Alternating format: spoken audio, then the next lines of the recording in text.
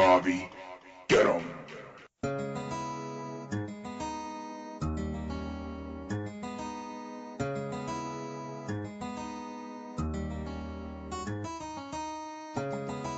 It's a Brave Talk Radio exclusive here on ToniEmehel.com. We're going both deeper and wider as we discuss the intricacies of relationships. So let's join the conversation. It's already in progress with author Colin Tate, Latonja Worsham, and yours truly, Toni Emehel. Is this your man? Today we've got Colin Tate with us, the author of Is This Your Man? That's a loaded question. And when it falls on your ears, oh yeah, that's a loaded question. Is this your man? When it falls on your ears, depending on whose ears it falls upon, it falls just a little bit differently. It falls differently on the married woman's ear versus the single woman's ear. And in this day and time, on other ears as well, in ways in which it probably shouldn't. So, Colin, and some of y'all can read through the lines on what I'm saying with that. So, Colin, welcome to the broadcast. Welcome, Colin. Thank you so much, ladies. It's great to be on. Well, good to have you. Latonja, what's on your mind today? Well, Colin, I'm going to tell you, my brother, I had the opportunity, everybody who's listening, this is Latonja Worsham. And, I'm going to tell you, this book had my head turning, but it also brought back some interesting memories as well. But needless to say, I want to know, most importantly, what came to mind that you felt this would be a great resource for men and women, for that matter? Great question. As early as I was about 15 years old, I was always giving women, or at least at that age, girls, advice about men. And as you get older, you start thinking you have all the answers. And one thing I started noticing, ladies, is there are a lot of great relationship coaches out there, from Rob Hill Sr. to, Tony Gaskins, Steve Harvey's, you name them. But one of the things I was noticing is that we were only giving women advice from one perspective, and that was our own. And so when I started running into women who were dealing with abusive men, called the CEO in my book, or women who were running into baby boys or chameleons, because I wasn't these men myself, I really didn't know how to help them. So I figured, let me go to the men themselves, figure out how they act, how they manipulate women, and once I'm able to get advice from them, I'll be more equipped to help certain women. Because the more women I can help, the better. And the thing is, we men are we're so simple. And once women understand how we operate, and once men understand that women understand, it will force us to change. That concept, and I read that in the book as well, really resonated with me, because I think in the book you state that men will treat women how they allow themselves to be treated. So if we hold them to a higher standard, then they'll kind of be forced to treat us at a higher standard. In your interviews, how did that become clear to you? Well, it's like this. When a man is not for you, the signs are always there. And I always tell women, when you're dealing with a man, there are two things you have to remember. Number one, you have to listen to what a man does, not what he says. Our actions, ladies, will tell you everything you need to know. And two, follow your instincts and ignore your emotions. The instincts are God talking to you. He's warning you to stay away from these red flags, but your emotions want you to ignore those instincts. And so when that happens, every single time, we men are aware that we're not who we say we're going to be. We are not for you. We are not honest. And ladies, men, we know how to be faithful. We know how to be honest. We know how to be committed. And we know how to be caring and loving. We simply decide who we want to treat right and who we want to treat wrong. It's really that simple. So if a man is not treating you the way you want to be treated, it's not because he doesn't know how. He's choosing not to. I even told a lady this morning who was in Las Vegas, who was dealing with a similar situation. A man just wasn't giving her the things she needed, and she kept making excuses for his excuses that, Colin, he's scared of commitment, or Colin, he just doesn't know what he wants. And I simply told her, if he was dating Beyonce Knowles, do you think he would have a problem giving her a phone call? Do you think he would tell her that I'm not ready for a relationship? Absolutely not. So it showed her that he knows what to do. He's just choosing not to do it for her. Yes, but there are 6 different men that we're talking about in your book. And if I can go ahead and say what those are, the total package, the online player, the baby boy, the CEO, the chameleon, and I believe there's one more, right? The BSer? Yes, the BSer. You got it. Okay. And the most intriguing, I think, that, some of us women have experienced, well, really some of all of them, but we want to definitely level the playing field because I'm curious as to how we can make women feel good about the men that are out there these days. They're not feeling very positive about the pickings, if you will. Well, I'm going to tell you the same thing I tell men who get on me or call into the radio shows I do and try to give me a hard time. The book is simply to warn you to stay away from versus the good men versus the bad ones. Because the great thing about it, there are a lot of good men out there. So this book is just to help you avoid the bad ones versus the good ones, and also empower you with the knowledge to recognize if you're with a good man versus a bad one before you invest too much of your time and heart. Because all of us men, we do tip our hand and show you what we're about. But again, women keep giving us what I like to call the benefit of the doubt, or making excuses for our excuses, or thinking things will change. But no, you're right. When some women read this book, they do get discouraged. They think, oh, my gosh, are there any good men out there? Absolutely, there are plenty of them. But there are men out there who will be deceiving. There are men out there who will be manipulative. And some of these same men in the book who treated, one woman will turn around and treat the next woman like a queen. Again, we know what to do. Yeah. It's just about who we're going to do it for. I think that's a good point to bring up because I think you're also very clear and pointed in this book as to trying to help women who may be fractured somehow in their relational process and giving them the tools that they need to understand what they've been through, why they've been through it, and a little something to nudge them forward to get beyond it. So in describing these men, you really help them to gain a better understanding. And I know you talk about that concept of happiness because, being a woman and having gone through a period of dating myself prior to getting married, women do, as well as men, look to other people in our relationships to bring about that happiness. And you said something key in your book. So share with us your perspective on happiness. Well, happiness is not another person's job to create your happiness. It's only their job to add to the happiness that's already there. So what I found with a lot of women and even men is that there's this void in their life, and they're looking for a man or a woman or a relationship to fill that void. And what happens is when they're going about searching for love with using those tools, they end up picking badly every single time. And the reason I can speak about it so well because I was one of those guys that did the same thing. I was looking for women to help me feel good about myself or help me with my self-esteem, and it's just not another person's job. Only you and God can fill that void. And once that void is filled, then you start looking at men differently. So, one woman told me that the men she used to be attractive to, she's no longer attracted to them. It's kind of like high school. The guy that you thought was so good looking in high school, you look back on him now, you're like, what the hell was I thinking? And the same concept applies here. Once you get healthier, the man that was tall and attractive and had this mentality, this attitude of I don't really need anybody, or the guy that you need to rescue, he's no longer attractive. Because a lot of women who have told me they're having a hard time finding love, they can always talk about these men that were in their life that would have treated them like the queen they deserved, but because the guy may have not fit a certain look or fit a certain height or fit a certain build to make them feel good about themselves, they ignored him. So that's the whole thing, because I believe the reason all of us are single, men and women, we have to look in the mirror. Women have to stop blaming men, and men have to stop blaming women. We are the reason why we're single. That's interesting because, Tony, I'm sure you and I would agree that, when we're talking from a Christian perspective here, there are a lot of women, particularly in the church world or in the Christendom, if you will, that are saying things like there still aren't any good men out there to even choose from. So,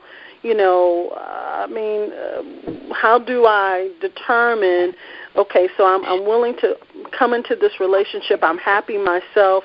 I realize another man can't make me happy, but how can I make sure that I'm running into a man that's not going to cheat on me, that's not going to have me along with 5 other women in his life? You know, there's so many different things that they have to check off these days that they really don't know. I mean, women today are even having men investigated just to make sure that they're not dealing with a pedophile or a rapist for that, you know. For absolutely.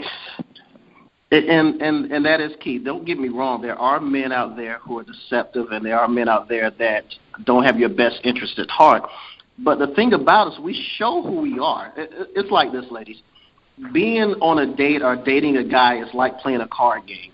You know, you're on the other side of the table. You have cards, and he has cards as well. And on the first date, guess what? He puts a card down. You put a card down. Then on the second date, he puts another card down. You put another card down. But what happens on that third or fourth date, you keep putting cards on the table, and guess what that man does? He hasn't put any more cards down. But guess what? You keep dating, you keep going, and you keep putting cards on the table. But if you would have waited, you would have known that the next card he was going to put down was, I'm just here to have sex with you. Or the next card he put down was, I just want to be with a physical relationship with you. So the thing is, there is a gift in waiting because time reveals all men's true intentions. I repeat, time will reveal every man's true intentions. So I tell women in the church that just because you have found God doesn't mean the work is now gone. Now that you're with God, he's just hoping that you can hear him clearly to still do the work that needs to be done to find your husband. Because if all you had to do was not have sex, there'll be a lot more women in the church that are married and with great relationships. So celibacy is just, if you look at from A to Z, that's just F, if you will, of what it takes to find a good man. There are other things you still must do. And that just because you're saying I'm not going to have sex anymore doesn't mean the work that you need to work on yourself is all of a sudden evolved and you're just thinking that the man's just going to show up at your door. Giving sex too early is just a small piece of why you may still be single. I definitely agree with that. Oftentimes during those first dates and reading erroneous theology and messages that come from some of these relational sources about, 90-day rules and putting a time limit on the number of days that goes before having a sex with someone that you're not married to. I'm from the belief that you don't have sex with them until you get married. Now, has that always been my belief? No, it has not. It has always been a principle that has been taught to me, but sometimes women compromise because they are under that notion that all the man wants is sex, and if you can give it to him good, then maybe you can hook him in order that he will like it enough that he'll marry you. I noticed that what you have here in one of your author's notes is it's not a man's responsibility in a relationship to be your therapist, father, preacher, shopping buddy, banker, or your everything. It's their job to just love you and support you. So what's the difference there? Because if a man loves me and he's in a relationship with me, either in a relationship that's leading up to marriage or my husband, should he not be all those things to me because he loves and supports me and he knows that those are things that I enjoy doing? Well, see, there's a balance. When I wrote that author's note, those are for women that are looking for a man to be their world, when they're looking for a man to be their everything. And, I was guilty of that when I was dating before I met my wife, and it's just not another person's job to do that. And when you do that, it will suffocate the person. It will drain the person because it's just not their responsibility to be your everything. They're there to be your partner. They're there to love you. They're there to support you, but they're not there to be your entire world. And so what I do when women are in that space, I tell them that, I give them this analogy. You have a beautiful front yard, you have a beautiful house, but when you get to the backyard, it's a mess. And it's not a guy's job to fix that backyard. You have to fix that before he comes into the picture. So, again, that is for women and it's for men as well if they're looking for their partner to be their everything. I've met some women who want a child so bad because they're looking for that child to fill a void that's in their life. And again, only that person and only God can fill that void. If you look for other things to do it, whether it be a man, a baby, alcohol, a job, you will still end up being empty at the end of the day. So let's take that, because it's much like the empty cistern that's talked about in the Bible. And in your book, you talk about a leveling process, because when you're looking to somebody to be your everything, and essentially you're looking for them to fill that God-shaped void in you that only God can fill, which now causes you to develop a level of insecurity. And then you describe a process called leveling. Let's talk about that. Well, and so leveling, it was very important for that CEO chapter, because the CEOs and, Dr. Bruce in that chapter, they use leveling as a tactic. So if they meet someone who they perceive to be better than they are, they have to do things to knock them down to their perceived level. So that's why women deal with a lot of verbal abuse, physical abuse, financial abuse, emotional abuse. Or if they feel they can't do it in that way, then they have to bloviate themselves or make themselves seem superior. So I actually spoke to a woman yesterday who's dating a CEO, and I told her the only gift this man has shown is that he sees the greatness in you that you don't see in yourself. And she said, what do you mean? I said, he was so afraid that if you ever get past that horizon and you see your true potential, that you're going to leave him.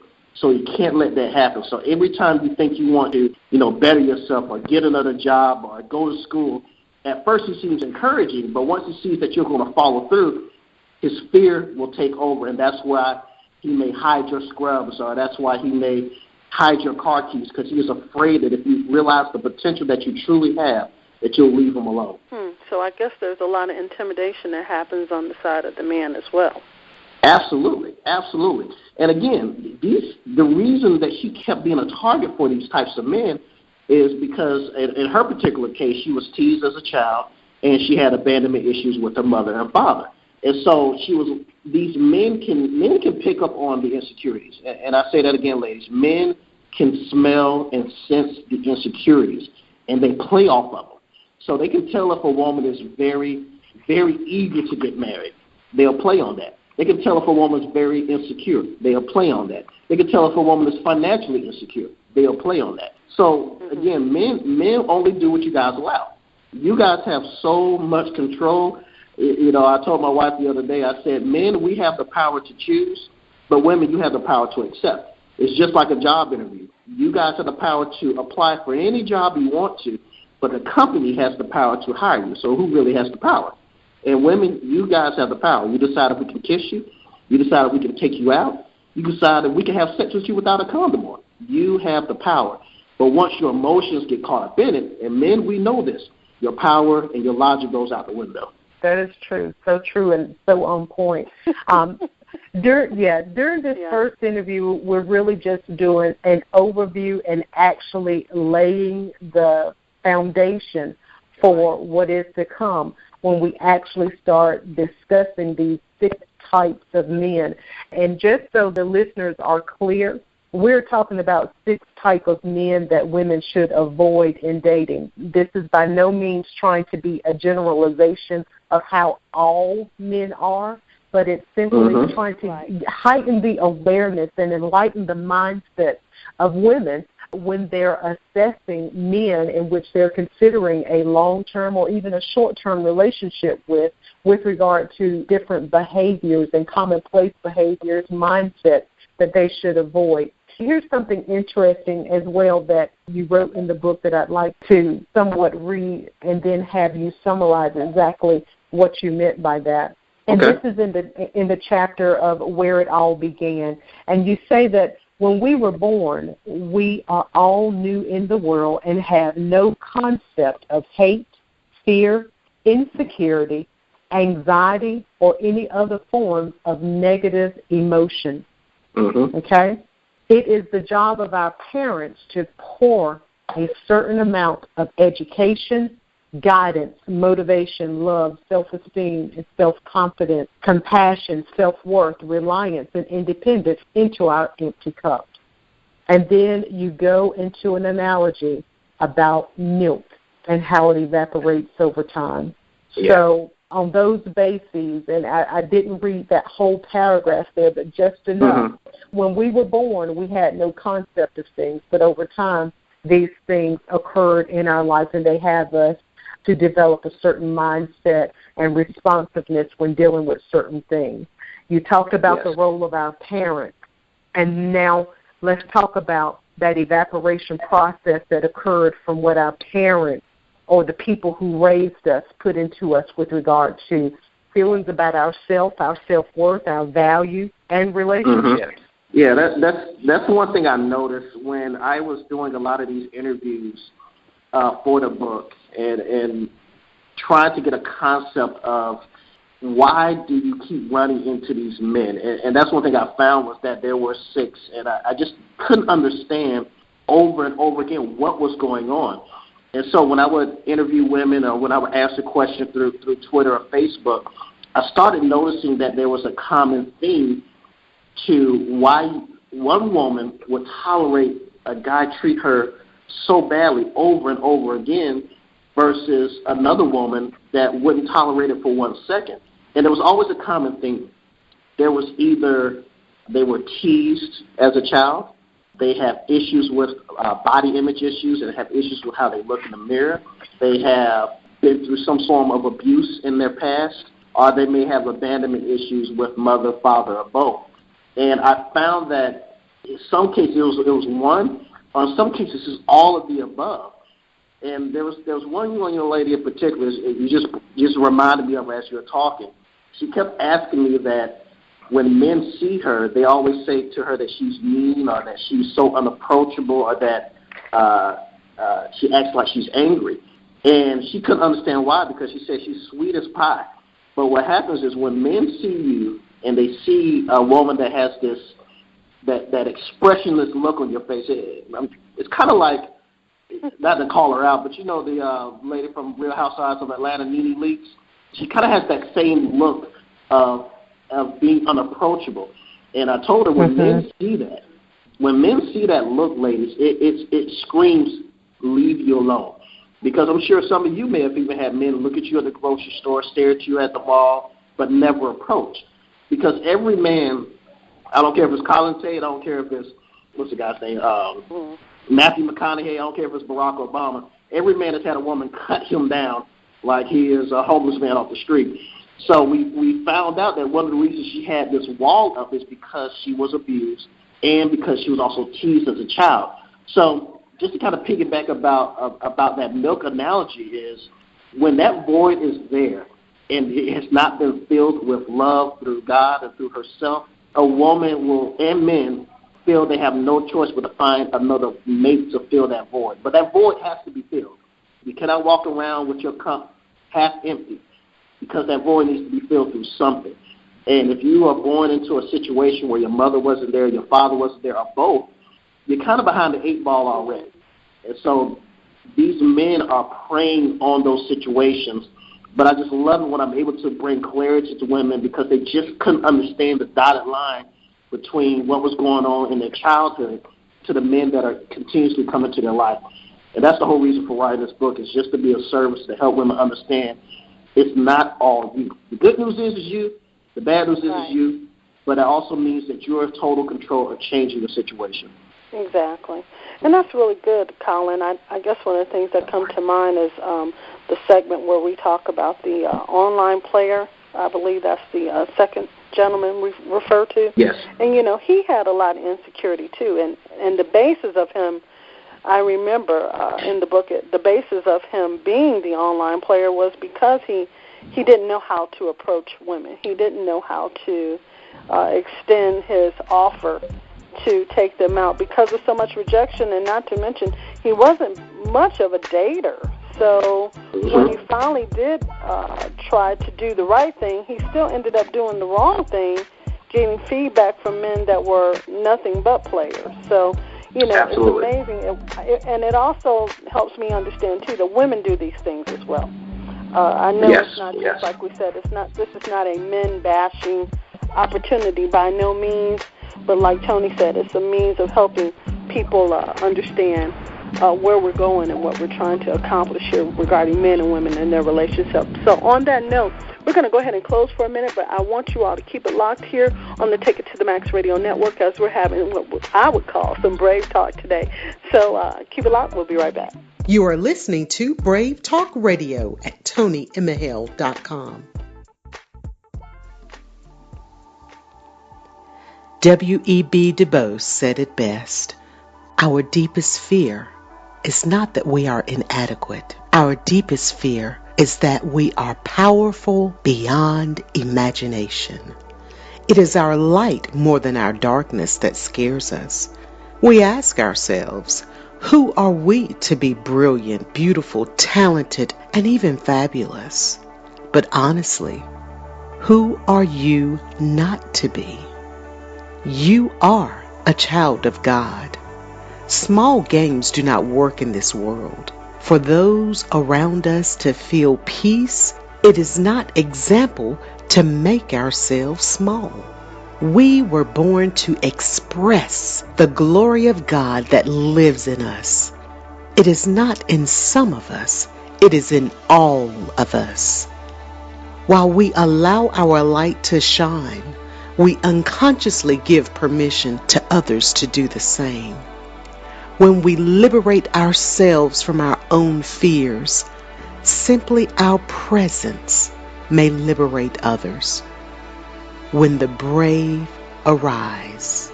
An annual Women's Enlightenment Conference hosted by ToniEmehel.com.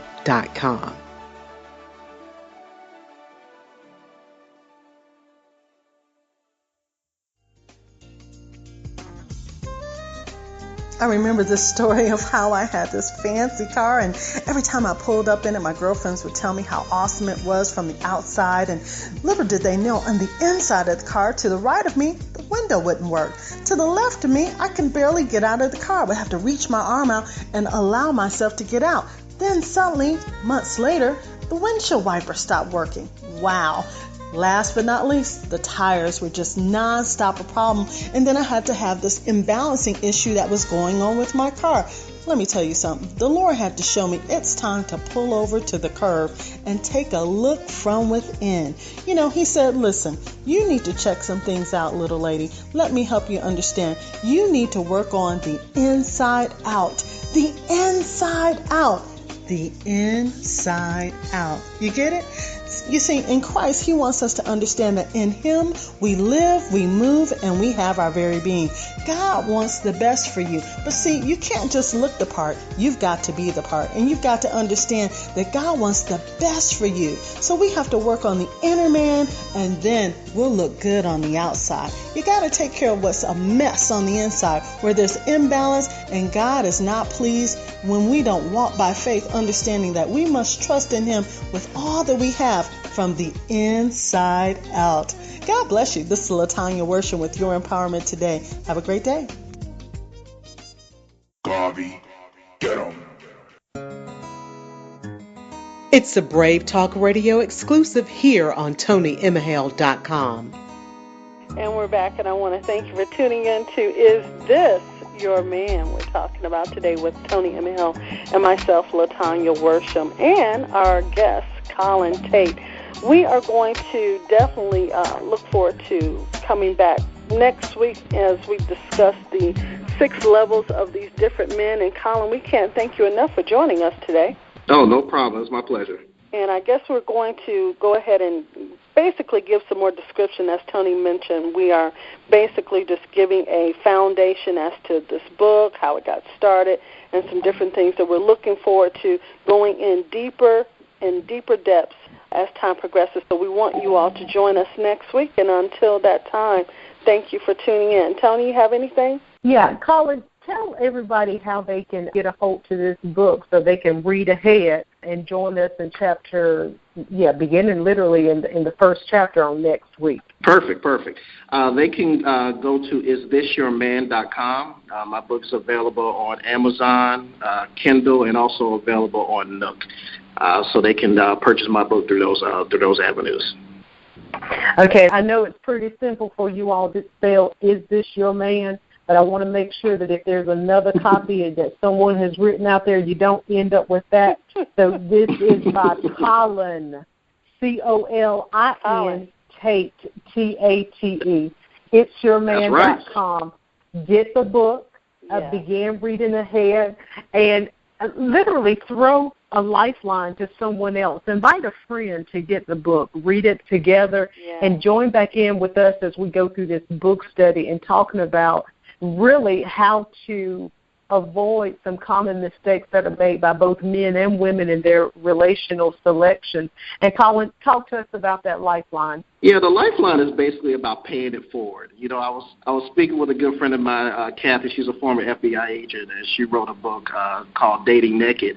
And we just talked about how sometimes when women find their mate, they find their soulmate, they kind of forget to throw that lifeline to their friends. And that's my whole point of this book is once you understand the men to avoid and you can figure out these clues and figure out what they're doing and you learn the apps that they use, please throw a lifeline through your single friends and just pay it forward. That is the key. Pay it forward. Be of service to somebody else. The more women we can help, the better. And the more women that change, trust me, men, we will have no choice but to change right along with them. Awesome. Well, again, we can't thank you enough, Colin, for joining us. And until next week, we will be talking about, is this your man?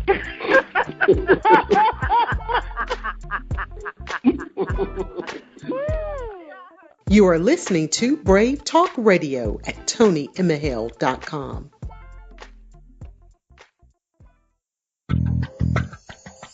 Today's broadcast has been brought to you by Next Level Plus Project Management and Business Consultants. Learn more about how Next Level Plus can help you solve the right problems and seize the right opportunities by calling 704-780-2997 or visit their website at nextlevelplus.org.